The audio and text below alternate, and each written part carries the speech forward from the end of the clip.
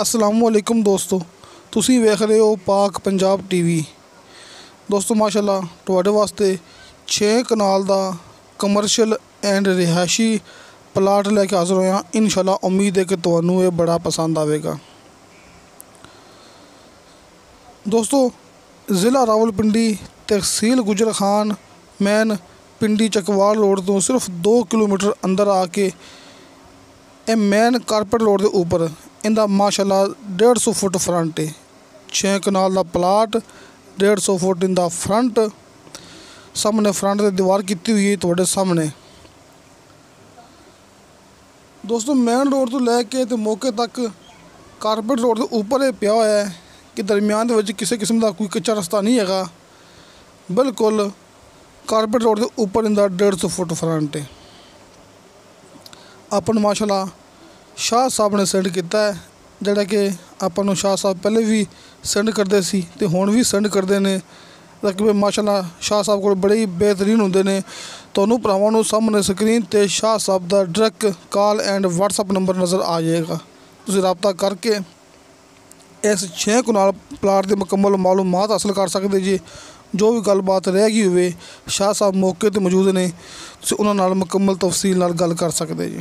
देखो दोस्तों कि 4 दीवारी माशाल्लाह ये प्लाट की हो चुकी है कि मालक ने 4 दीवारी की है। फ्रंट की भी दीवार हैगी, 2 साइडों पर भी दीवार हैं ने।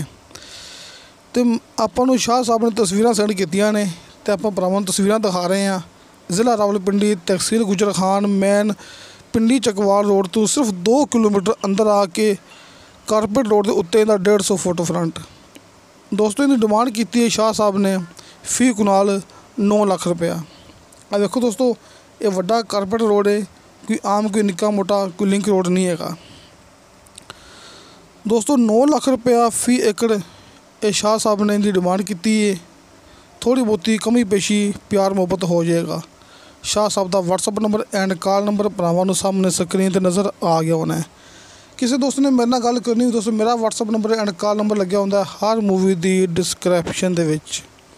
अपना ऑफिस है आरफ वाला शहर, कुमारा वाला चौक। अपने को रकबे है ने, प्लाट है ने, कार है ने। ज़िला रावलपिंडी, ज़िला पाकपतन ते ज़िला बहावलनगर। दोस्तों ज़िला रावलपिंडी शाह साहब कोले, ज़िला रावलपिंडी शाह साहब कोले, चकवाल के आस पास शाह साहब को ज़मीनां है ने, प्लाट है ने। तो अपने को ज़िला पाकपतन, ज़िला बहावलनगर। इंशाअल्लाह ताला मिलांगे अगली वीडियो ते। खुदा हाफिज़।